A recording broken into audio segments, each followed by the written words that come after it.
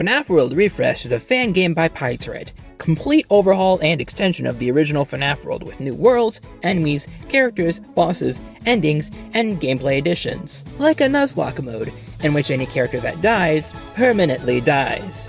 But what if one character dying meant that I had to restart the whole run all over again? Yes, you heard me right. This is going to be a Nuzlocke that is completely deathless, in which not a single character is lost in the entire run. So sit back, enjoy some snacks. We're going to be here for a while, but it is going to be a fun time. First off, what's so different about hard mode in this game? Well, about that, the original FNaF World only had two difficulties, a normal mode and a hard mode. Refreshed makes the original game's normal mode an easy mode. It makes the original game's hard mode a normal mode. And it adds a brand new hard mode that functions a lot more like an extreme mode, where enemy health is tripled, fight and armor prices are also tripled, and the enemies all have bites that constantly harass you throughout the entire battle. An extremely frustrating experience at times. So with all the odds stacked against us, we need to form a good team. And let me say this. Put Phantom Freddy on your team. He has stat debuffers like Gloom Song and Rainy Day, which lower the attack and defense of the enemies, alongside good single target damage like Toxic Song, and good group damage like Toxic Pizzas. Phantom Foxy has moves like Phantasm, which are also really important. They stun the enemies like Jumpscare, but also deal massive damage and inflict a poison effect, like the Toxic moves do. Toy Chica has moves like Birthday, which increase all your stats, as well as Cupcakes, which of course is super helpful for healing yourself. In Phantom Angle, you're most likely going to be using her for Pizza Wheel 2, but Pizza Wheel 2 is a very good group damage move. Your second team isn't too important, but I've added characters like Phantom Balloon Boy since he also has the stat debuff moves, and Chica to have another healer on the second team. While this first battle plays, I want to set up some ground rules for the run. First off, I'm not going to be using gift boxes. Sure, the gift boxes may have been nerfed already, they no longer revive you after you're already dead, but they still function as a second chance, which I don't want to abuse. Secondly, I'm not going to be using Unscrew and Escape Key, since those are insta-kill attacks. And rule number 3, I'm not going to be using mini chips. Not because I think they're busted or anything, but honestly because I keep forgetting they even exist, they're consumables. But they make for an extra challenge, so you know what, why not? Of course we start in Fazbear Hills, and there's something new that this game adds, a time bonus during the battles. The faster you kill enemies, the better your time bonus is, and the better your time bonus is, the more tokens and experience that you gain at the end of the match. Of course you'll be using these tokens to buy things like armor from Mendo's shop and all the bites from Lolbit shops. In which right away, the wasps, that is such a hard thing to say, the wasps. The wasps fire constant stingers at the enemies, and they deal massive damage, at least for now, but it's gonna help us with our time bonus. After getting all our characters to like level 10, you don't have to, but I did, just to be safe. We can actually head over to fight the first boss of the game, Auto Chipper. Not sure why that even happened, because it only did like 23 damage, and that other guy had like 170 something, but okay.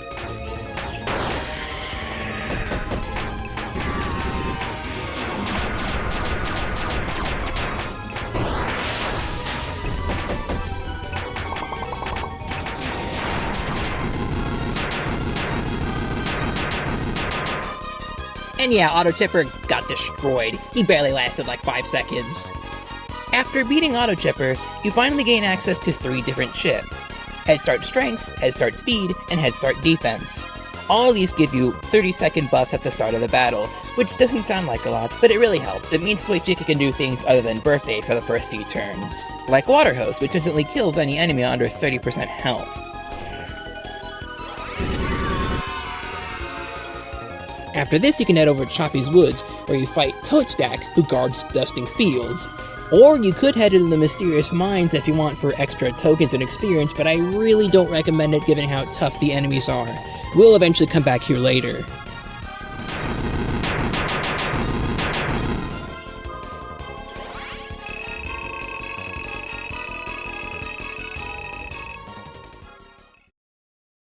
Now we're in the Dusting Fields, where we can unlock 3 characters, Withered Freddy, Withered Foxy, and Withered Chica. But Withered Foxy is obviously the worst of these three characters, I'm sorry. Sure, he knows moves like Rainy Day, which lower the enemy's defense, but he also has a move called Lock and Load, which is exclusive to this game. It has a 50% chance to deal insane damage to the enemies, but it also has a 50% chance to blow up in your face. And I mean literally, watch me struggle to kill these two bounce bots with a full team of 8 Withered Foxies.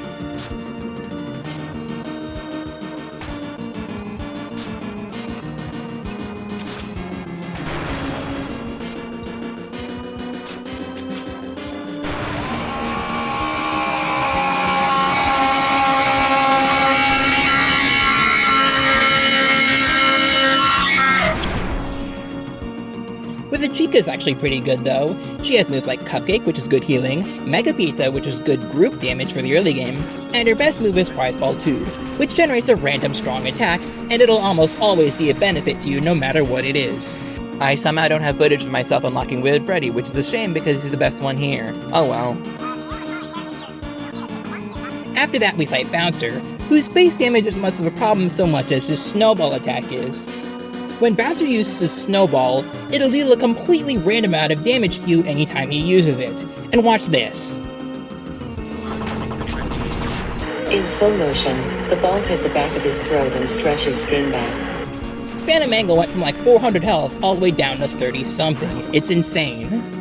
But once you beat Bouncer, you get a whole lot of experience and tokens, especially if you have a good time bonus. Snowball is so scary. Which means now, we can head over to Lilygear Lake. We get one of the run goats here. She's gonna stay with us for the rest of the game, so let's go.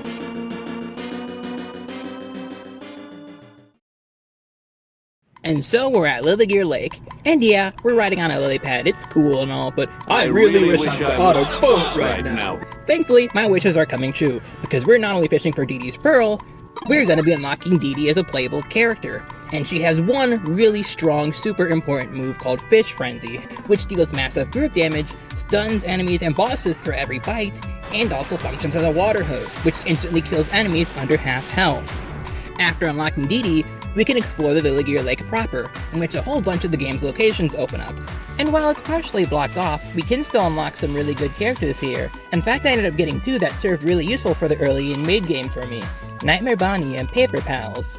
Nightmare Bonnie is pretty good. He knows moves like Rainy Day 2 and Power Song, and with Rainy Day 2 lowering the defense of the enemies and Power Song doubling your attack, you can potentially quadruple your damage output, which is insane, especially for a character you can lock as early as the Mysterious Mines. Just like that, Nightmare Bonnie's mine, which is good because he has Rainy Day 2, and that's something I want. Paper Pals are pretty neat too. They're more of a niche character with lots of gimmicks. However, I ended up finding them useful because they had a move called Neon Wall, which blocks 50% of any base damage that you receive, and it is especially helpful early on when you don't want to be taking all that damage that you're going to be getting. But they also know moves like Prize Ball 2 and Mega Pizza, which I've explained before are really useful. Nice. We could head over to the Mysterious Mines and the Deep Metal Mines here for some more chips, like the Endless Strength and Defense chips, and probably one of the best chips, Pizza Fury and Freddle Fury. But not only does that mean you have to fight more eyesores, you have to fight Mad Endo, which is quite frustrating because he has an attack called Gloom, which, as it works on the enemies, it completely lowers all of your stats as well. But it also negates shields and gift boxes, if you're using them, but I'm not.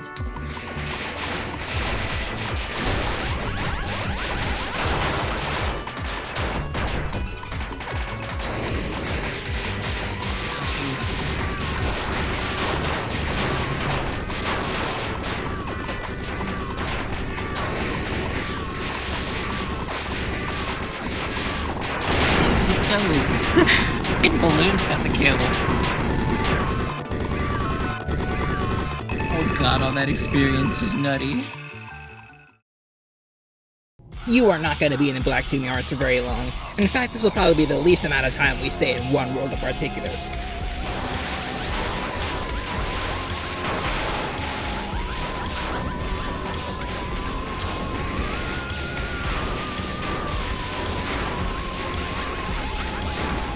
Because we're only here to get flying characters and head over straight to the circus. But before that, we need to fight Mad Endo and a new boss to this game, the Living Tombstone.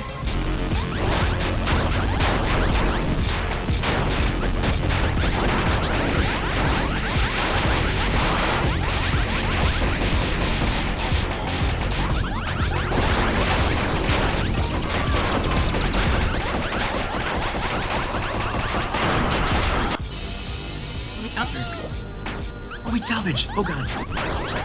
Yes, this is Salvage, the Five Nights at Freddy's 3 hoax animatronic that has become very infamous. And he has some pretty good moves. Granted, they're kind of RNG based. Jawbreaker deals high, inconsistent damage, and Thriller has a 3 out of 4 chance to lower the enemy's defense in addition to dealing massive damage. So he's kind of chancy, and you have to be willing to take these risks at times. But hey, at least it's not Luck and Load. But in this deep metal mine, you get the Boss Drain bites. Boss Drain 1, Boss Drain 2, and Boss Drain X. Boss Drain X especially is a fantastic bite because it deals 300 damage per second. Ironically, the most frustrating part about this place is the enemies, because there's some enemies in particular who know moves like Unscrew and Escape Key, and it is very stressful. But after that, we can finally head to the Pinwheel Circus and the Pinwheel Funhouse by extension. Finally, we're at the Pinwheel Circus. There's a whole lot we can do here. We could buy the super powerful UFO bites from Lolbit. Or we could head into this deep metal mine in the middle of the circus to get Curse Status. It's a chip we're going to be using for the rest of the run. It starts off with all the enemies stats lowered for 45 seconds. It is really good. In fact, it is going to help us in a fight we're going to be getting into really soon. But for now, we're going to be spending more time here than any part of the game. And that's because the character odds here in the circus, especially in the funhouse, are extremely good. And not only that, but so is the experience gain. Eventually, we get enough tokens to buy the titanium armor from Mendo. And then, we have the opportunity to unlock Mendo. But that means we have to beat him in a fight. And Mendo is one of the hardest fights in the game. He's like an overclocked version of Overclock. He's somehow harder than the Guardian. He deals extreme base damage and has extreme speed. He also has a shield of his own that you need to deplete. Use Rainy Day 2. It constantly gets rid of this shield.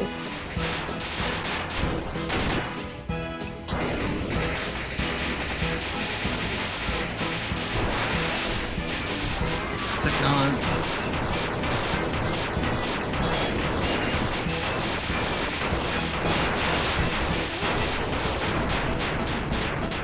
Mendo, oh my god. And once you defeat Mendo, you unlock him on your team. And buddy, you want Mendo on your team. Endo Army 2, Neon Wall 2, Armor Song. Dude, he's fucking insane. How is a character like this even in the game? Look at the damage those Endos are doing. But also, not long after we unlock Mendo, we can head over into the small light blue tent at the end of the circus, where we talk to Candy Cadet, where we can play the game's endless mode. Basically, you fight endless waves of enemies, 35 per level. You go through each level, but we want to go all the way up to the circus. Because if we get to the circus stages in the endless mode, we unlock Candy Cadet as a playable character. So let's speed through endless mode here, shall we? I could barely hear myself over that.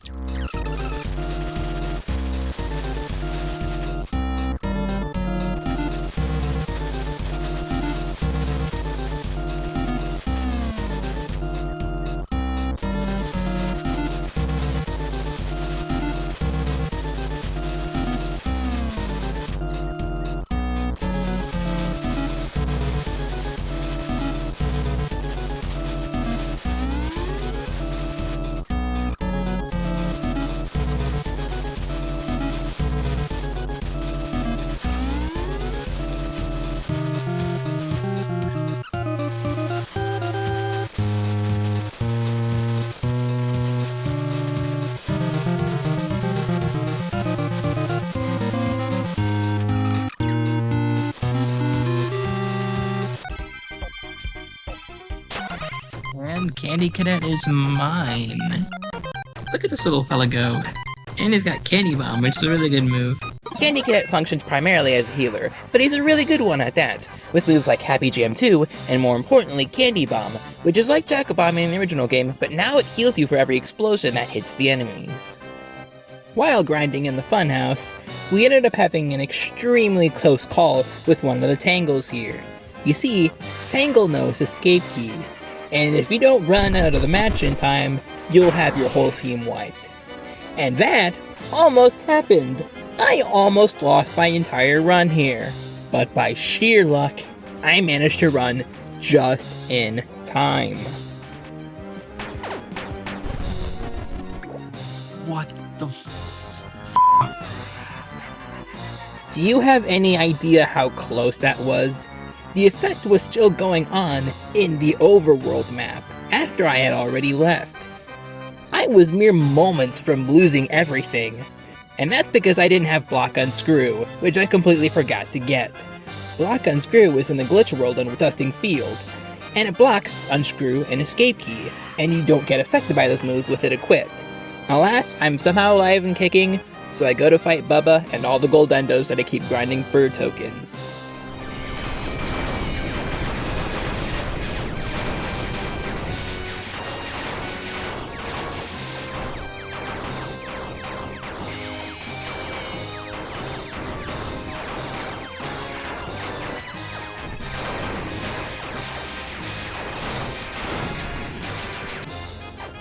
It's not my first try, why not?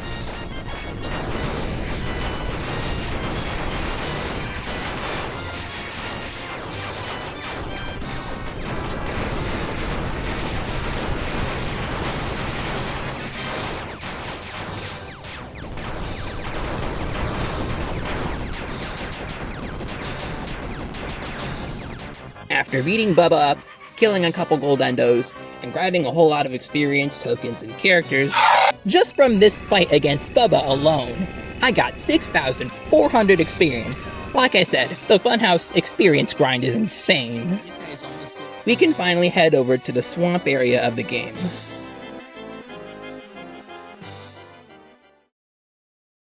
You may have noticed that around this point the game's progression has started to change just a little bit. We still fight Pork Patch, but we don't get the Guardian Key. Instead, we get access to a brand new level called the Backwoods. There's 2 new levels in this game actually. Admittedly, they're very short, I wish they were developed a little more, but I like the exclusive themes and the songs for these worlds. And the new enemies are totally sick as hell, I will admit. In fact, we also get another run goat here, Dreadbear. Dreadbear is a roaming boss in similar fashion to Goldendo. However, we actually get to unlock him as a playable character after beating him, and he has some pretty good moves. He has some stat debuffers like Gloomsong and Sludge. However, he has Haunting too, which stuns enemies and bosses for a much longer period than the regular Haunting, and it affects all enemies on screen instead of just one. But his best move by far is Dread Bite. It functions like Giga Drain in Pokemon. You attack the enemy and you drain their health. It is extremely good, and despite not putting on my first team at the moment, he'll go straight to my first team really soon. But we can get auto gift boxes here from this swamp boss who's kind of pathetic. I'm not going to be using auto gift boxes because I'm not using gift boxes in general, but this chip is really good for those who probably want it.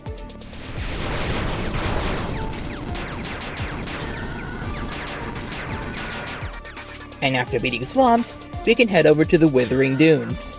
It's a desert inside of a cave. I don't know how it works, but hey, the music here kicks ass, and same for the enemies. Just look at the riveting gameplay from this puzzle I'm doing right now. Isn't this fun? Are you having fun yet? 'Cause I sure am. But after that, we fight Mad Coyote. He holds the Guardian Key behind him, and we need to defeat him first. He's not too much of a threat, but you may have noticed something with him that I'll explain with the Guardians really soon.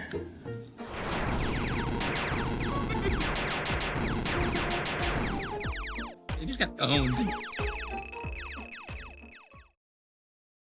Yes, there are now 5 Guardian bosses instead of 3. Not only does Fazbear Hills have a proper Guardian boss now, but same for the mysterious mines in World 4. We're dealing with Super Grinder, Snow Cone, Lazy Eye, Overclock, and Super Gooner. I'm sorry, I mean Super Goon. His name is Super Goon, I said Super Goon. Listen. And all of these bosses introduce a new rage gimmick as well. Once you get them to half health, they'll start getting really pissed. They'll deal double their damage and attack at double their speed. You can immediately trigger this effect if you use gift boxes, but once again, I'm not using gift boxes. I'd say of the 5 Guardians, Overclock is probably the easiest. Sure, he attacks the fastest, but he has the lowest base damage as a result. He barely scratches you at all. And the hardest? It's f***ing Super Gooner! Do you see how much damage this guy deals to you? It's insane!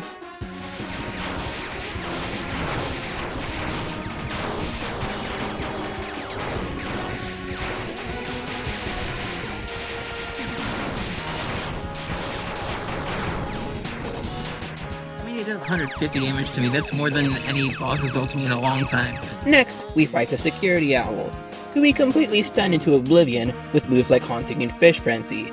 She doesn't even get to attack once. Though if I'm sure she did, we'd probably be in for a bit of trouble.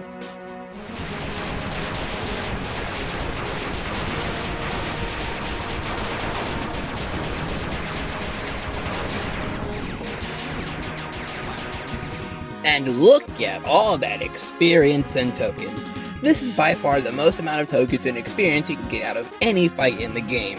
If you don't skip it, you're gonna be here waiting for a very, very long time. But after that, we've hit the final boss of our challenge.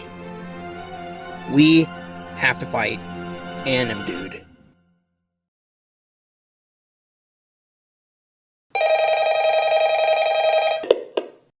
Hey, that's a real dedication. Great job. Most people are content playing through a game on easy mode, but not you. There is always an overachiever on the bunch. I guess that's you. So it's your fault then, for my misery. It's never enough for you people. Don't you get it? I can't do this anymore! I won't!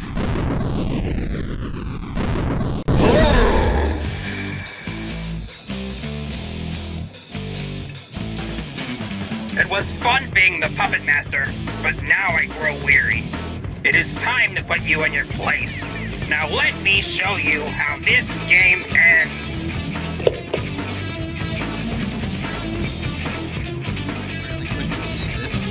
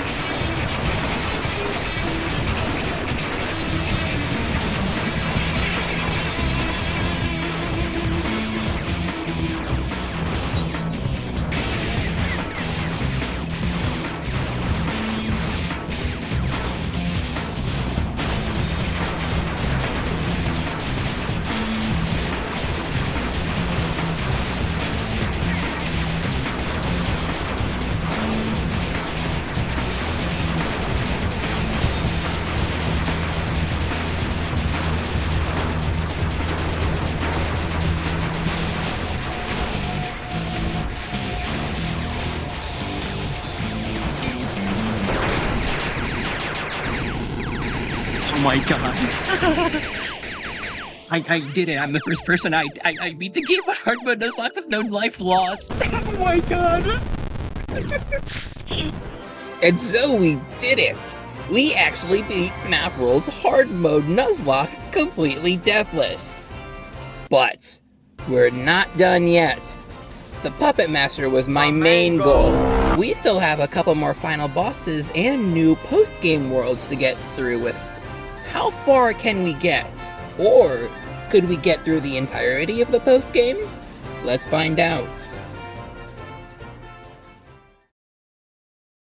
Naturally, the first post-game boss we start with is Chipper's Revenge, who's locked in the mysterious mines in World 4 behind this gate.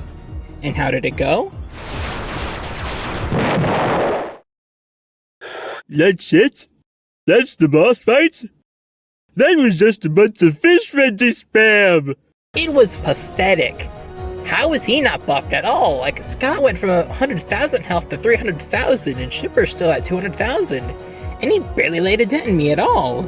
Whatever the case, we talk to Deathman, we head into the Halloween backstage, which actually has an actual background and some exclusive enemies to fight here as well. But we have to go through the painfully slow, grindy process of unlocking all these characters through these boring minigames.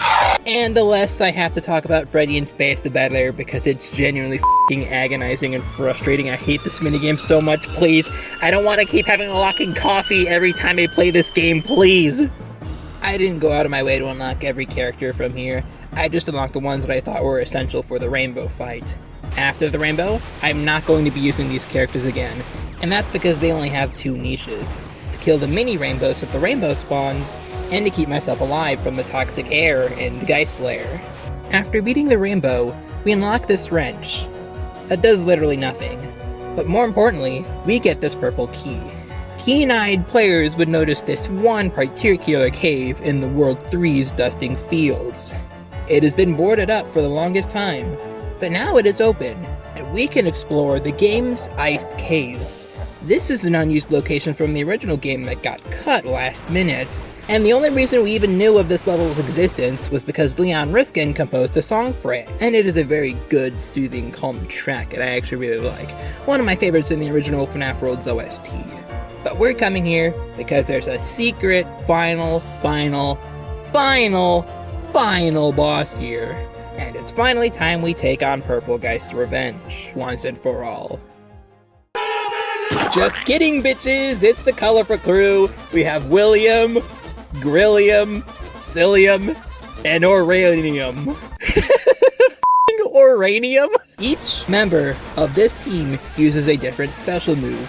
William uses Toxic Bite, Grillium uses Fourth Wall, Cillium uses Gloom Song, and Oranium uses Snowball. There are so many tense moments where I have barely survived at 6 health trying to get myself back to full health before the next wave of Fourth Wall and Snowball spam came. And it is a super tense, really difficult fight that went on for nearly 8 minutes. You need to have extremely good reaction times and not get distracted by all the shit going on screen at once. But if you beat the colorful crew, you're finally done.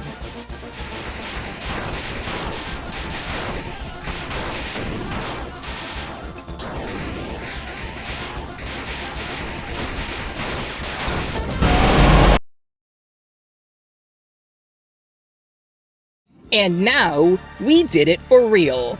With all of our characters at level 40, 45, 50, and even higher, we beat the entirety of FNaF World Refreshed's hard mode Nuzlocke completely deathless! I'm gonna briefly skim over this Supreme Fredbear fight. It's something new to refresh, and it's pretty cool, but I'm skimming through it because the way it works is, you get a random move every frame, and I just so happen to get gift boxes, which I don't want to use, but it's not a big deal. We beat Supreme Fredbear and the match is over. It's still cool though. This game is evidently in its early stages. It is insanely good, but it also has some extreme balancing issues, and you can evidently see that in this run. However, I still am very impressed with the run I managed to pull off, given nobody has done it yet. Alas for now, my FNaF World Refreshed journey is over. I'd like to thank everyone who actually came and watched this video, especially the people on the FNaF World Refreshed Discord server. And one last thing, I wanted to apologize to all the people who expected more Thomas and Friends content from me. Sorry, living conditions make it a little bit difficult for me, but I promise it's not something I lost interest in. I've still been collecting, I just haven't been able to find the time to film it all. Alas, I hope you are understanding, and more Thomas content will come soon. For now though, take care, I am signing off.